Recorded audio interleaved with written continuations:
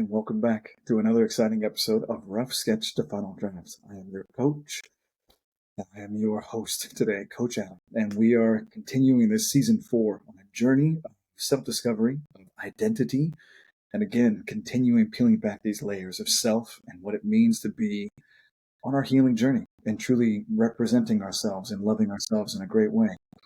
And we have an amazing guest today with us, joining us, who is just a fantastic treasure to have with us.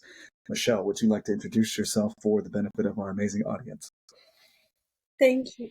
Thank you, Adam. Yes, of course. It's a pleasure to be here. So my name is Michelle. I'm a trauma-informed coach. I help empaths and highly sensitive people break free from toxic relationships and heal themselves, find their purpose, start creating healthy relationships. So that's what I do. Love it. Thanks for having me. Love it. And we're honored to have you here with us. And I think just for the benefit of the audience, because so many individuals have seen your work, I've certainly been familiar with it for a very long time here on the internet. I think that your YouTube channel and your Instagram influence and things like that are so pervasive with the fact of really grasping what it is to be an empath and what it is to go through these motions in our healing journeys. Let's start with some of these ideas of maybe why you got started and how this all kind of culminated and started in the first place, just so we can start fresh from there and kind of get the wheels turning.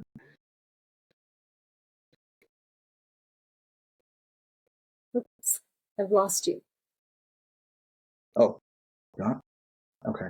Did it pop back in We're there? back. Okay. We're back. Yes. Okay. Yeah, where it all started for me, that's what I gathered. Yeah, where did it all start for me? So I've taken a lot of my life's experiences in what I do here, like most coaches, right? So I'm an empath myself. I discovered that about maybe 15 years ago. And I also come from a background of having experienced a lot of narcissistic relationships in my lifetime. Yeah. So as an empath trying to survive in a world in toxic environments, it was especially challenging for me. I learned to adapt through what we call codependency tendencies. I was very much the emotional caretaker, the rescuer. I wanted to help people and didn't realize at the time that I was doing so in the form of a trauma response. So when I started breaking those patterns of rescuing other people, that's when I started to want to learn how to help people in a healthier way, in a way that will help them rather than be this kind of forcefulness onto them, forcing advice onto them that they don't want to take, and leaving us in the same spot, except that I'm just emotionally drained because they're not taking my advice, right? So when I started healing those codependency tendencies, that's when I started going, okay, but how can I help in a different way? And that's when I started wanting to learn how to coach. And so I trained to become a coach without the intention originally of making it into a career in any sense. I just wanted to learn how to help people and learn the tools for doing that. So that's what I did. And I was working in an office full time at the time as an architect. And I ended up realizing that I could help a lot more people if I, made this a full-time thing. And so that's what I ended up doing. I realized that turning it into a career, into a business can allow me to help a lot more people. So I did exactly that. I ended up leaving my job eventually, and now I just help empaths full time, and I help them fulfill their purpose and break free from these toxic cycles. And it's incredibly fulfilling for me, and it's fantastic to make such a great difference in the world. I love it. I really, really do. And I'm honored that you're here to share with us. I think that the work that you're doing is just powerful, and you are the tip of the spear of the community, I think, out there with being the voice to be able to hold space with individuals. I'll even take a step back humbly in the sense of one of the reasons why I found your content, I think it was actually about a year ago, was I literally have gone through a horrible narcissistic abusive relationship that I went through about 4 years ago now. And finding your content was a turning point in my particular journey, even in my own healing space. I was raised with a narcissistic mother, and you see the repeating patterns appear again and again and again. And you said a particular phrase that just resonated with me a long time ago that I was hooked. I was sat down and I just was moved, and I was hooked on your content ever since. So I'm so glad that you're in this space, and I just want to send you love and light from all the way across the pond. And I'm happy to do that here now, recording in live on the internet as it's there forever, because I just think the world of you. And you also said a key word. You said emotional caretaker, and that's something that I see that comes up in your content quite a bit.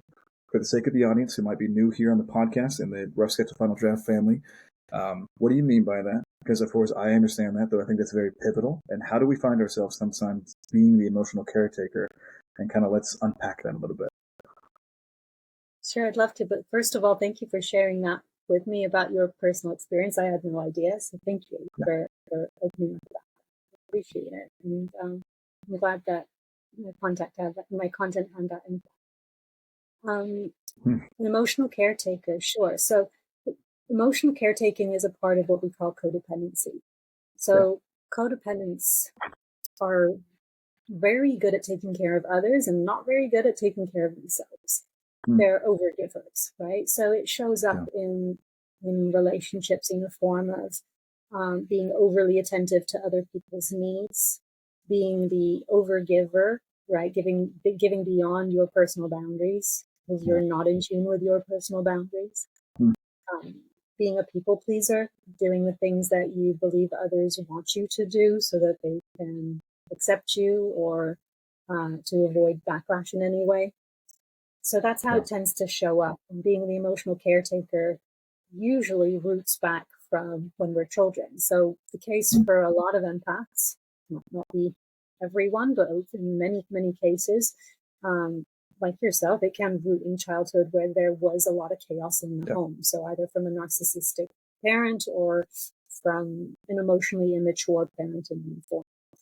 So what tends to happen is the empath child or the sensitive child, the highly sensitive child, who is very in tune with their environment. So empaths are very in tune, intuitive.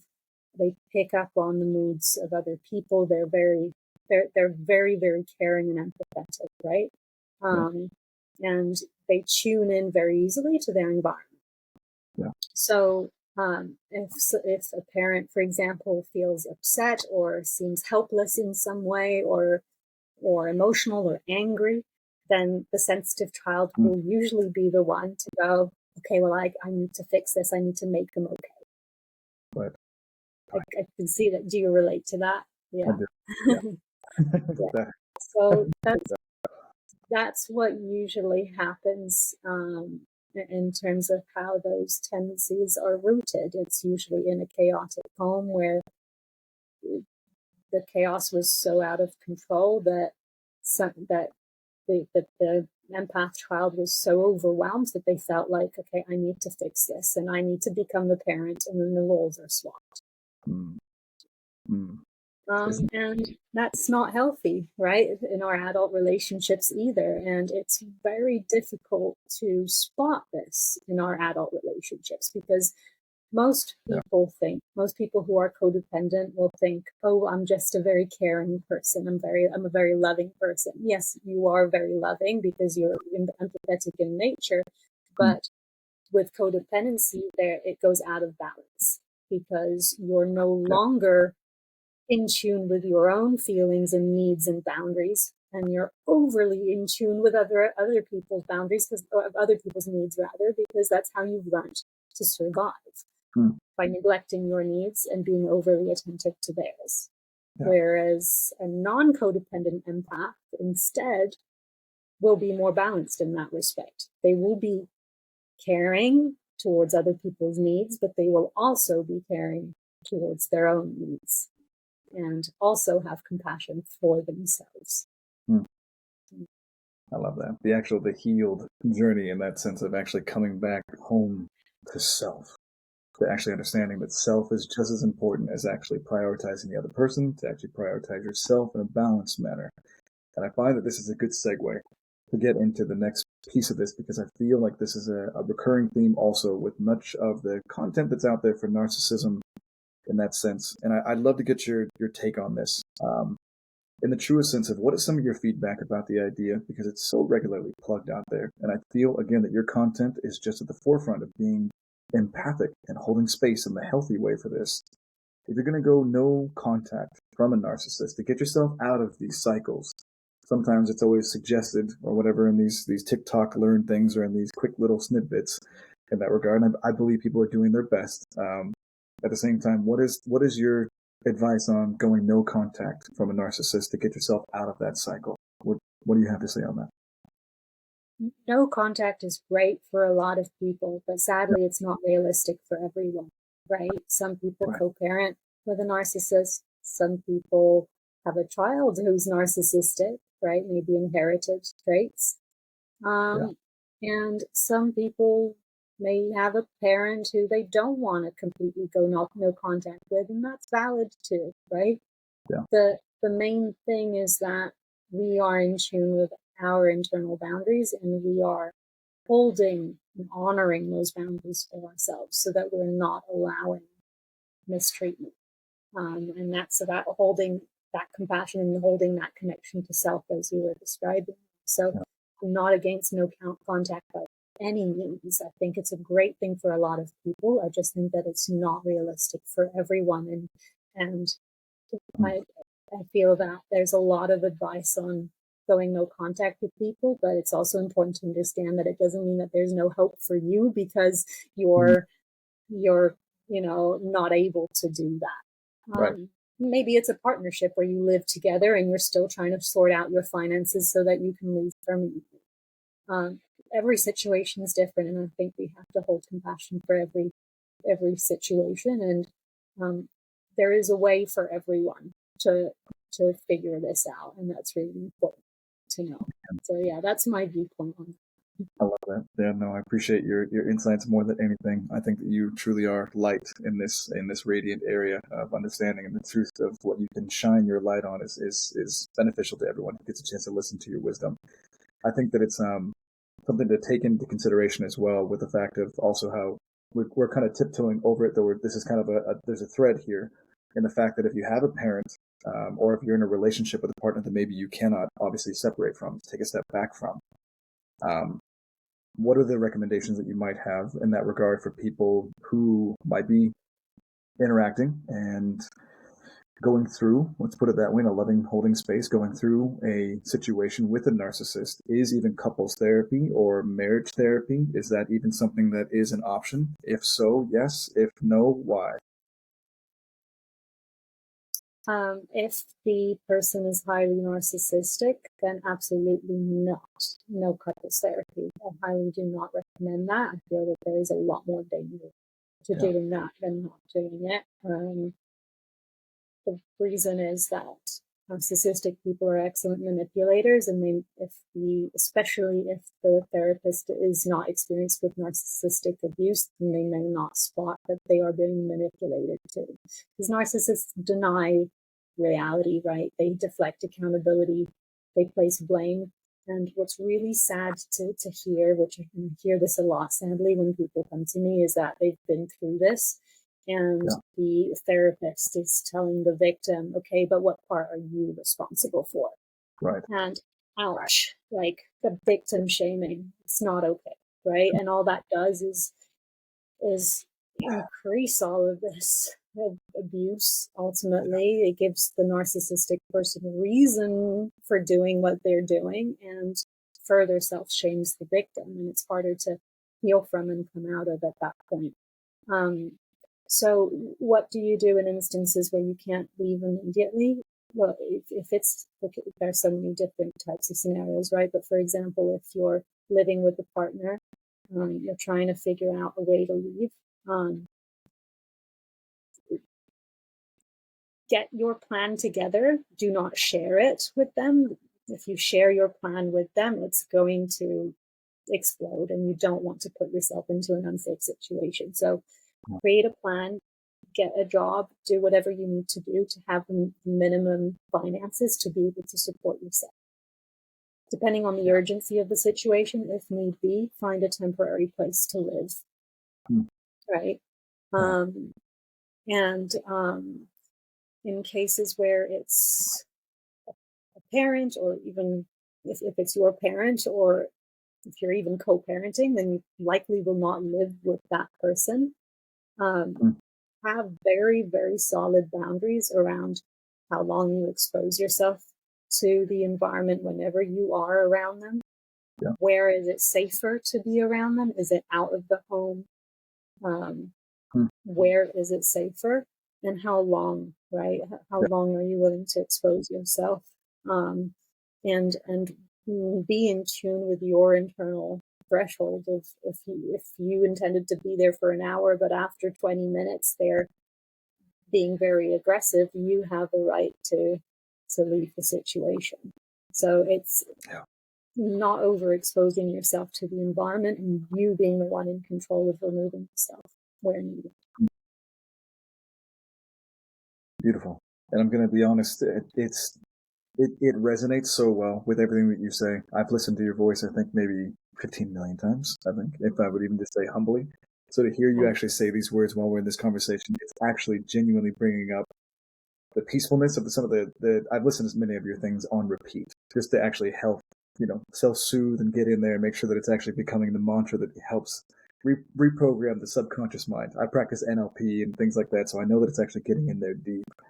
And doing this right now is very, very therapeutic. And I think one of the things that I would love to transition into with this in that regard is something that hit home with me. One of the very first posts that got to me, I think about almost 15 months ago, was that you dove deep into trauma bonds and how it can feel like it's impossible to separate yourself from these actual moments. And I think that segues perfectly from what we're talking about. If you need to get yourself out of these relationships, why it might actually feel so challenging to make that transition because of that trauma bond that's actually going to be there with this narcissistic, abusive person that you've been with, that you did care for, that you had put time and energy into.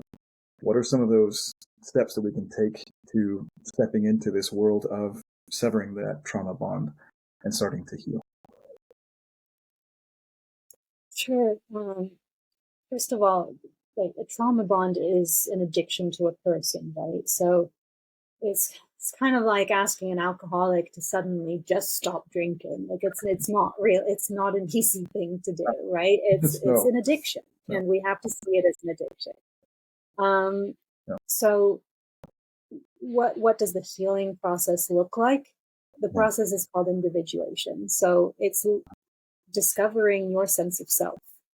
And that very much is a solution for any codependent in general, to be honest, because codependency tends to get us into those relationships or helps us stay in the relationships. And then it so forms the trauma bond, right? Which is deepening the addiction to the person and feeling a sense of hope because they're breadcrumbing you, telling you the things you want to hear, and abusing you. And so the cycle continues. So it's an addictive roller coaster, right? Of feeling like you can't leave. So what individuation helps you do is discover your sense of self.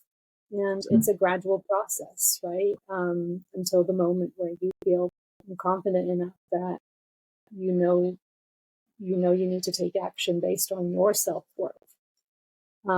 So it takes a heck of a lot of courage, and it's not to say that it happens where you're fully confident and then you know that it's right. There are always going to be self-questioning thoughts and self-doubts, but the point is to discover your sense of self, because narcissistic people will isolate you. So you will very likely feel very alone in this. Like you've been isolated from your community, from your friends, from your family, from every form of support around you. So the point with individuation is regaining that, creating a support system around you, discovering who you are beside that person, because trauma bonds create these enmeshments where you don't know where you end and they begin. So it's learning how to separate or detach yourself and detach your identity from their identity. And once we become more grounded in our sense of selves, then we can start to take action based on our personal needs. That's how we become more in tune with our personal needs. It's being connected into our bodies, into ourselves, into our identity. I love that. I think it's crucial in that sense to take that into a full capitulation and let that marinate, because I'm going to humbly take a step back and share again a little bit more about the fact that that was one of the things that took place. And I think it's an experience that's worthy of sharing, for the fact that I think that it's an experience that many individuals have, that when they're suffering from a narcissist, and having now transitioned into a life after that fact, is you were left with no friends. Even family and things like that had been distant because of the relationship that you had with the individual. That individual prioritized themselves in your life for the duration of, this one for me in my regard. So anyone who's listening, obviously, usually this lasts a long time, for 6 years. That literally you haven't seen family and friends on a regular basis unless it was one of their group of friends. You're not allowed to have your own set of life and just events. Can't go to the gym, can't go to the restaurant without it's just ridiculous. And all of a sudden you are completely cut off. And then when this person that you finally knew that you needed to get out of your life that was toxic, you're sitting there with pockets turned out and you're empty, and you have no recourse, no resources anymore. And all the friends and relatives that would have even been there to be at your side, to be there for you, they haven't heard from you in 5 or 6 years. It's such a devastating moment for people. It truly, truly is. That's so true. It's this form of power and control, right, that they have over their victims. They have to control every aspect of their lives and isolate them so that their world revolves around them. And by doing that, the victim doesn't recognize anymore that this is abuse and this isn't okay, because this is their normal now. This is their reality, and this is all they have in their world. And that's very, very dangerous. So we need to remove ourselves from that by learning how to expand our community, expand our own world, discover who we are as people and our identity. But at the same time, building that authenticity, or discovering our own authenticity, is a great thing for ourselves, but it's also not safe to be fully authentic in that narcissistic environment, right? I should probably explain that. So when it's simply not safe to be authentic around a narcissist or an abuser, because they will use that against you. They will weaponize it. They will use your vulnerabilities and then turn them around and shame you and guilt you, and they will find the exact ways to get you to feel guilty, right? Because they're using all of your vulnerabilities and turning it around so that it's used against you in some way. So we have to be very careful about how much we expose that authenticity that we're discovering with them. But so protect that, but at the same time, don't let it stop you from discovering your authenticity outside of that environment, right? Expanding your world, being as authentic as you can, as in as many places as you can, except in that environment. And this is why staying in the environment for the long term is not the solution. It might be necessary for the short term, but for the long term, it just doesn't work. Wow. It's so well said. It's almost to quote the little green man from Star Wars, you must unlearn what you've learned. I think it's interesting from Yoda, right? I think it's interesting in the sense that when we find ourselves healing from the narcissistic abuse, as you're sharing, our authenticity is literally our superpower in that regard, to actually boost ourselves back up once we've been out of that relationship.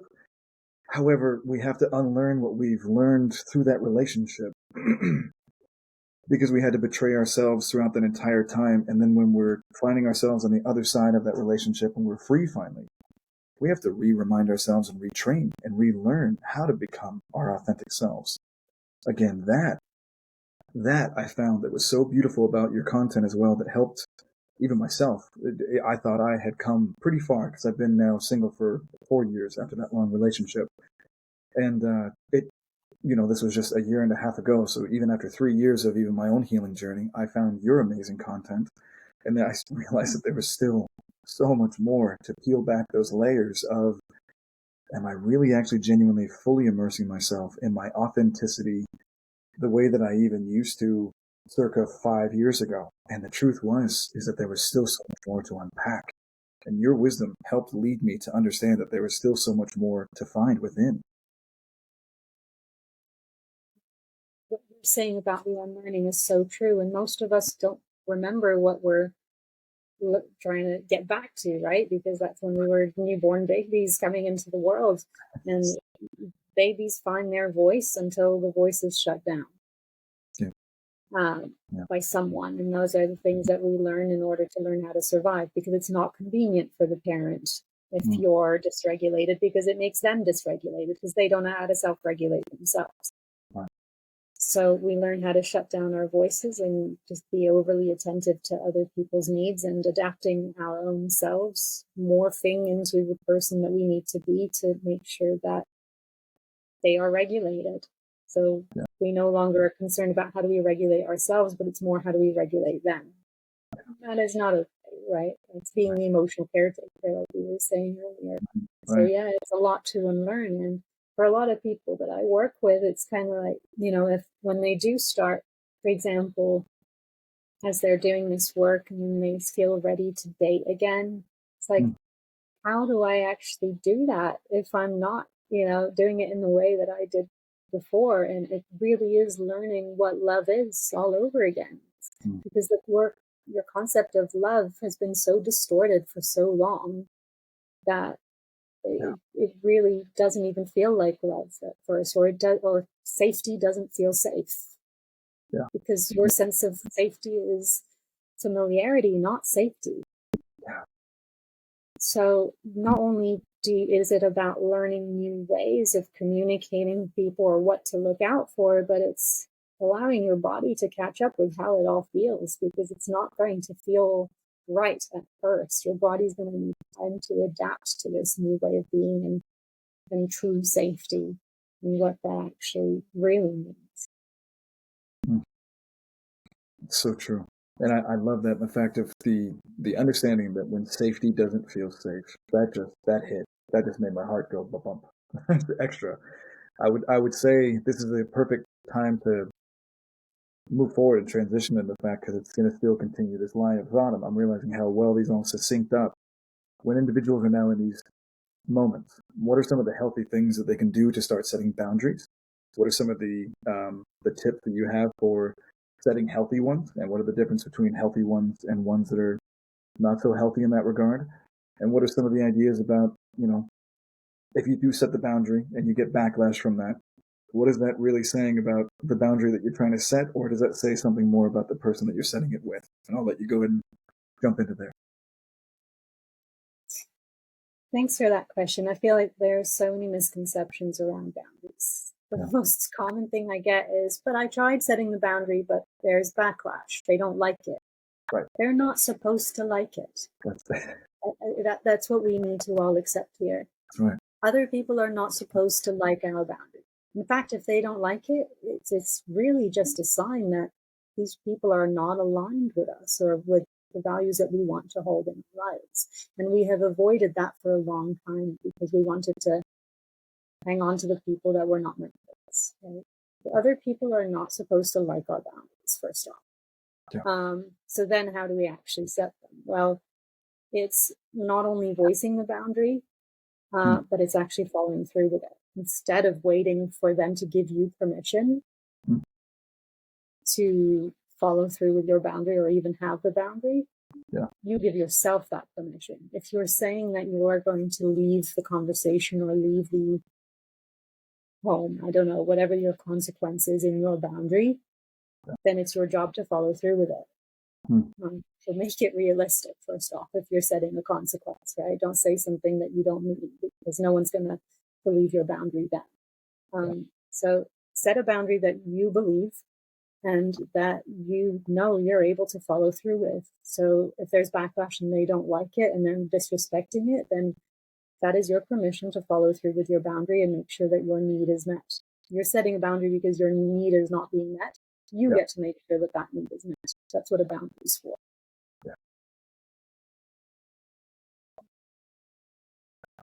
Perfect. Love it.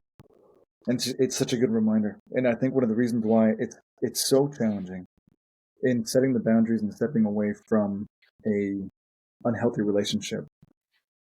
And again, literally just being completely vulnerable and transparent in my space with you here today. And I never know what's going to happen in these conversations. I'm just always willing to be open-hearted. And again, I find your content to be incredible. And it really did help me. And I know that it's helped plenty of other people that I've connected with before. Is this idea as an empath, guilt, and getting over what we've been through in that sense. So even learning how to set a boundary, we end up feeling guilty about that because we have this feeling of love towards this person, even though they have been toxic, even though they have been hurting us. We love them. And so we feel guilty by putting this door between them and us because we know that we need to do it for us, but now we feel guilty for it. Let alone if we ever actually finally do separate from this person, we feel incredibly guilty for that. And what are some of the things and steps that we can go through as an empath to literally heal through this journey of guilt? Because that's something that we really do feel as empaths. Guilt is a big one, especially with codependent empaths. Yeah. What is guilt supposed to do? Guilt is supposed to let us know that we have remorse, right? If someone is going through a struggle, we have remorse for an action that we might have taken that might have been harmful to someone else. Guilt is a good thing. It helps us take accountability. So where does it all go wrong? It all goes wrong when we are brought up in a space where guilt is used as a weapon. Yeah. To help other people get their needs met or manipulate you so that their needs can be met. Right? And when it is weaponized in that way, then naturally we automatically go to that place of self-shame and guilt and self-shame whenever anything goes wrong.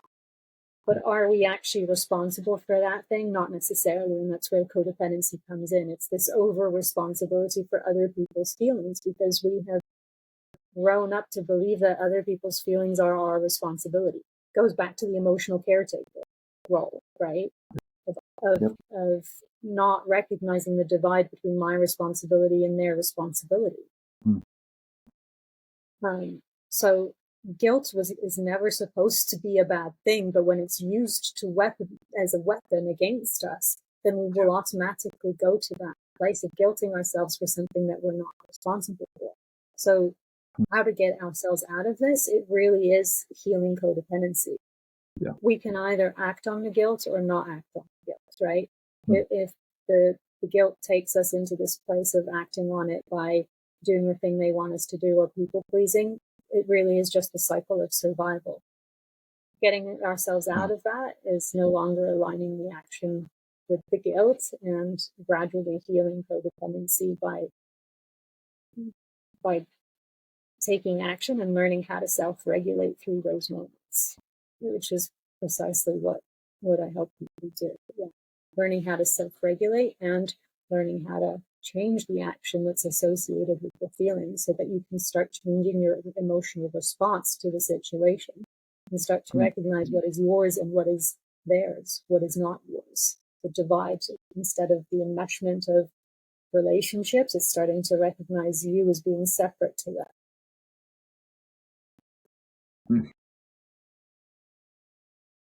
It's amazing how we get into these moments where the seemingly normal nuances of life end up becoming a compilation of things that we end up having to cycle through, which creates the need for us to continue forward.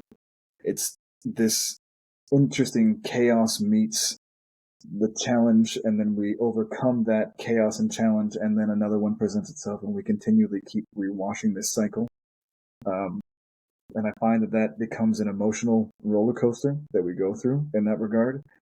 What would you say for individuals on being able to find a peaceful path within inside themselves while they're going through this healing journey? What is a guiding light that you found for yourself that you recommend? What are some of your tips there?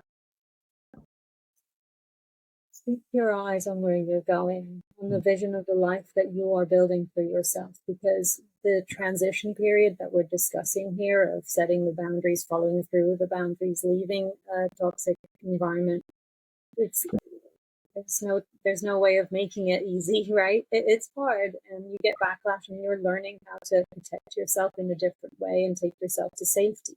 So it's not going to be easy, but the best thing we can do is have self-regulation practices to know how to regulate through it emotionally, to keep ourselves going, and remain grounded and connected into ourselves and into our being. Yeah. And keeping your eyes on that vision of where you're going. The whole point in all of this work is to make your life so much easier, so much more peaceful and free. Yes. And that's what we do this for. It's the difference between it being challenging and painful and hard for the long term versus it being hard and painful in the short term. Yeah. So that you can improve the long term outcome of this. Perfect.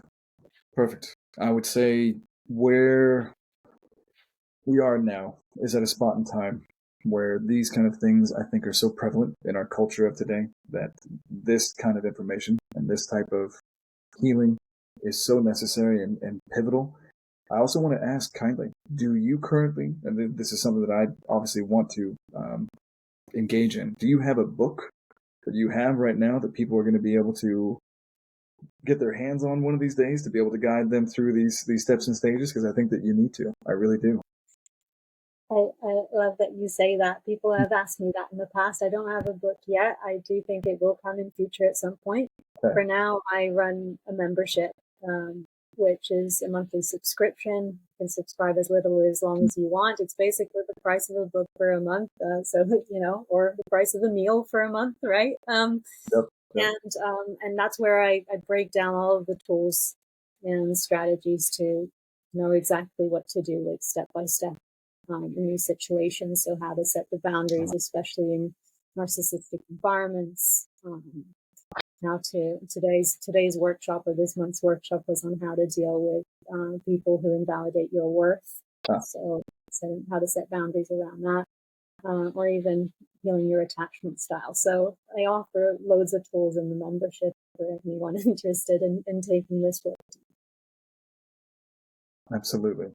Well, we're definitely going to embrace you with this amazing family that we have here. That's for sure. I will definitely be always continuing to be someone who's a supporter of your content. And this has been a real treat. And this is where the part of the show, if you've never seen it before, I kind of have this little segment towards the end, and we can continue chasing a rabbit hole or not, but we usually kind of wrap it up with a bow now.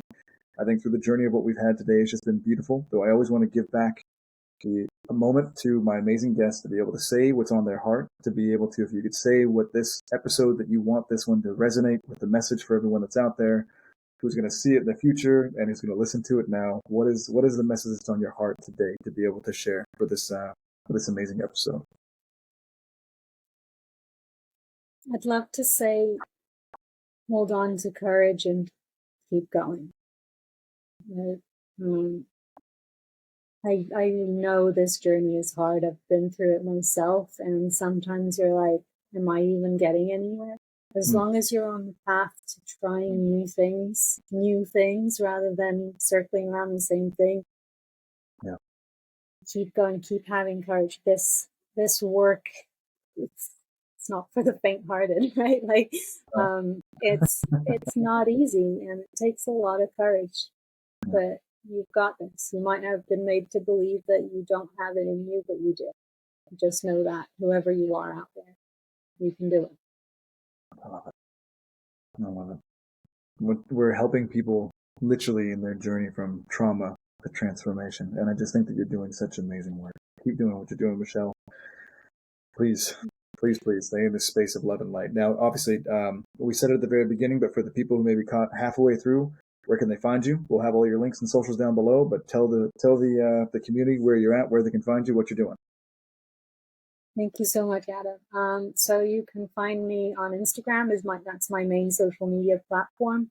Michelle _ the mindset coach. So Michelle MICHELLE _ the mindset coach. And in the link in my bio, you've got the options of the membership or one-to-one work application if that's what you want, or just browse through the free content that I have on my page. I have a lot of helpful information on there. So yeah, thank you. Genuinely, thank you so much, Adam. It's been like, I can really feel your beautiful, pure energy. So thank you for having me on here today. I appreciate it very, very much. Thank you. And from across the pond, I wish you well, and everyone, thank you so much for joining us today. Have an amazing day, fam. Cheers. Thank you. All right. Thank you, Michelle. Thank you so much. We'll cut it there, but it's been an absolute pleasure. This episode has meant the world to me. I meant it. I was doing my best to hold it back. I've loved your content for a really, really long time, so I am completely a fan. I am not at all ever anything else other than open and transparent and vulnerable. I will share that with you. I think the world of you. So thank you so much for today. Thank you a lot. I genuinely appreciate that. Thank you so much, Adam. You keep doing what you're doing. You're helping so many people too. So we're in this together. A family of light. Absolutely. Now, I know we wanted to wrap this one up for your time's sake in that regard. I want to be respectful of your time because, again, I am grateful. So this episode, just to let you know, is a housekeeping thing. It'll be up 3 Fridays from now. We've already got 2 other episodes recorded, so this one will be up 3 Fridays from now. And the only other thing that I'll ask from your assistant is that you send over a headshot, the one that you want me to use for the thumbnail. Okay. And that's it. Otherwise, I do all the editing and everything myself. Yeah. Okay, sounds good. Yeah, I don't have an assistant currently, believe it or not. I do everything myself. That's probably going to change soon. But yeah, I will absolutely send you the headshot. And yeah, and if you have like, I don't know how you promote it, but if there's a clip, I'm happy to post it. Just send, or if there's different types of clips, short clips, you don't know which one to pick from, just send them over and I'll pick for you. And I'm happy to post on my page to promote it too. Okay. Okay. Honored. Thank you so much. Have an amazing rest of your day. Thank you for making the time, and blessings to you. Thank you, Adam. Have a great day. Bye. Over. Bye. Preach at all times, but if necessary, use words. I love that. Preach at all times, but if necessary, use words. Thank you. What's on my heart is what's in my heart, which is just emotional sense and in a professional sense. I would say the first thing is professional. I'll talk to that. I think one of the